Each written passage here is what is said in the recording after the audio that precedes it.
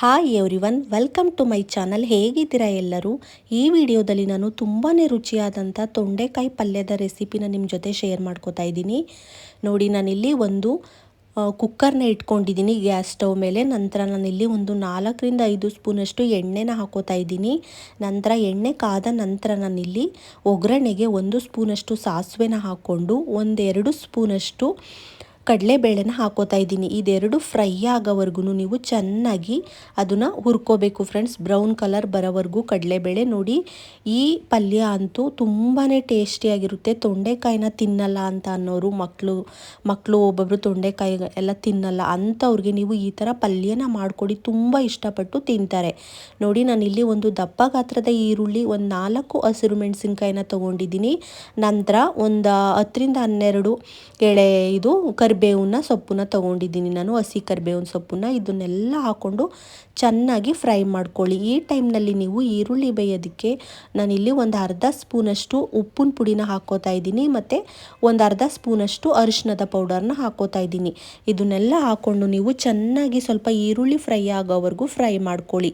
ನಂತರ ನಾನಿಲ್ಲಿ 4 ದಪ್ಪ ಗಾತ್ರದ ಟೊಮೆಟೊನ ತೊಗೊಂಡಿದ್ದೀನಿ. ನೋಡಿ ಫ್ರೆಂಡ್ಸ್, ಈ ಪಲ್ಯಕ್ಕೆ ನೀವು ಎಷ್ಟು ಜಾಸ್ತಿ ಟೊಮೆಟೊನ ಹಾಕ್ತೀರಾ ಅಷ್ಟು ಟೇಸ್ಟ್ ವೈಸು ತುಂಬಾ ಚೆನ್ನಾಗಿ ಬರುತ್ತೆ.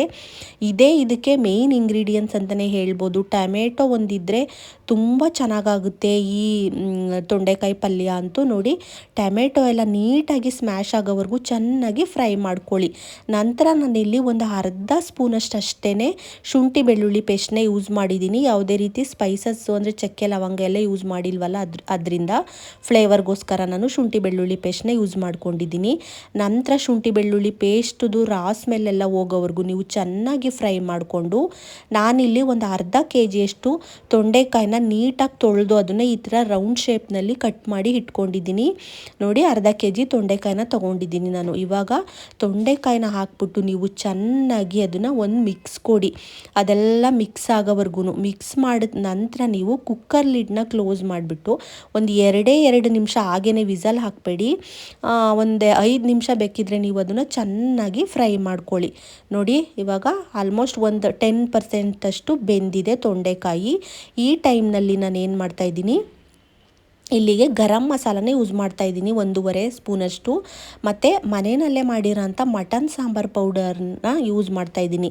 1.5 ಸ್ಪೂನಷ್ಟು ಮಟನ್ ಸಾಂಬಾರು ಪೌಡರ್ನ ಹಾಕ್ಕೋತಾ ಇದ್ದೀನಿ. ಇದು ಚಪಾತಿಗೆ ಮಾಡ್ತಾ ಇರೋದ್ರಿಂದ ಒಂದು ಸ್ವಲ್ಪ ಗ್ರೇವಿ ಬೇಕಲ್ವಾ, ಬೇರೆ ಕಾಯಿ ಆ ಥರ ಏನು ರುಬ್ಬಾಗ್ತಾ ಇರೋದ್ರಿಂದ ಈ ಮಟನ್ ಸಾಂಬಾರು ಪೌಡರ್ನ ಹಾಕ್ಕೋತಾ ಇದ್ದೀನಿ. ನೋಡಿ, ಪೌಡರ್ನ ಹಾಕ್ಕೊಂಡು ನೀವು ಚೆನ್ನಾಗಿ ಮಿಕ್ಸ್ ಮಾಡಬೇಕಾಗುತ್ತೆ. ಆ ಖಾರದ ಪುಡಿನಲ್ಲಿರೋ ರಾ ಸ್ಮೆಲ್ಲೆಲ್ಲ ಆಯಿಲ್ನಲ್ಲಿ ನೀಟಾಗಿ ಫ್ರೈ ಆಗಬೇಕು.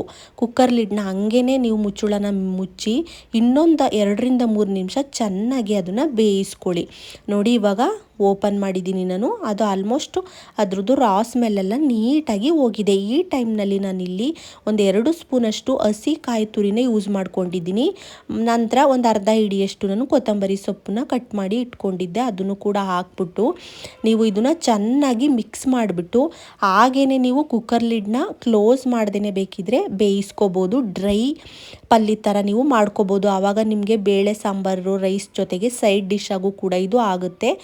ನಾನು ಚಪಾತಿಗೆ ಮಾಡ್ತಾ ಇರೋದ್ರಿಂದ ಸ್ವಲ್ಪ ಗ್ರೇವಿನೂ ಬೇಕು ಮತ್ತು ಸ್ವಲ್ಪ ಬೇಯಬೇಕು. ಅದರಿಂದ ನಾನು ಏನು ಮಾಡ್ತಾಯಿದ್ದೀನಿ, ಒಂದೇ ಒಂದು ಗ್ಲಾಸ್ ಅಷ್ಟು ನೀರನ್ನು ಹಾಕ್ಕೊಂಡು ಬೇಗನೂ ಕೂಡ ಆಗುತ್ತೆ. ನೀವು ಹಾಗೆ ಮುಚ್ಕೊಂಡು ಬೇಯಿಸ್ಕೊತೀನಿ ಅಂದರೆ ಒಂದು 10-15 ನಿಮಿಷ ತೊಗೊಳುತ್ತೆ ಬೇಯೋದಕ್ಕೆ.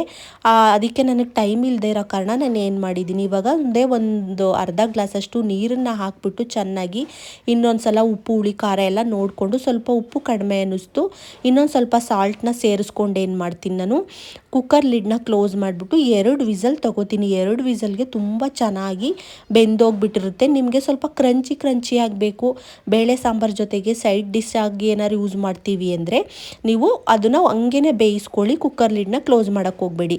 ನಾನಿಲ್ಲಿ ನೋಡಿ, ಇವಾಗ ಕುಕ್ಕರ್ ಲಿಡ್ನ ಕ್ಲೋಸ್ ಮಾಡಿ 2 ವಿಸಲ್ ತೊಗೋತೀನಿ. ಇವಾಗ ನೋಡಿ, 2 ವಿಸಲ್ ಆಗಿದೆ, ಎಷ್ಟು ಚೆನ್ನಾಗಿ ನೀಟಾಗಿ ಬೆಂದಿದೆ. ತುಂಬಾ ರುಚಿಯಾಗಿರುತ್ತೆ ಫ್ರೆಂಡ್ಸ್. ನೀವು ಒಮ್ಮೆ ಟ್ರೈ ಮಾಡಿ. ರೊಟ್ಟಿಗೆ, ದೋಸೆಗೆ, ಚಪಾತಿಗೆ ತುಂಬಾ ಚೆನ್ನಾಗಿರುತ್ತೆ. ನಾನು ಇವತ್ತು ಇದ್ರ ಜೊತೆ ಚಪಾತಿನ ಮಾಡ್ಕೊಂಡಿದ್ದೆ, ತುಂಬ ಚೆನ್ನಾಗಿ ಬಂದಿತ್ತು. ನೀವು ಒಮ್ಮೆ ಟ್ರೈ ಮಾಡಿ. ಈ ವಿಡಿಯೋ ನಿಮಗೆ ಇಷ್ಟ ಆದರೆ ಒಂದು ಲೈಕ್ ಮಾಡಿ, ಶೇರ್ ಮಾಡಿ, ಸಬ್ಸ್ಕ್ರೈಬ್ ಮಾಡಿ. ಮುಂದಿನ ವಿಡಿಯೋದಲ್ಲಿ ಸಿಗೋಣ. ಥ್ಯಾಂಕ್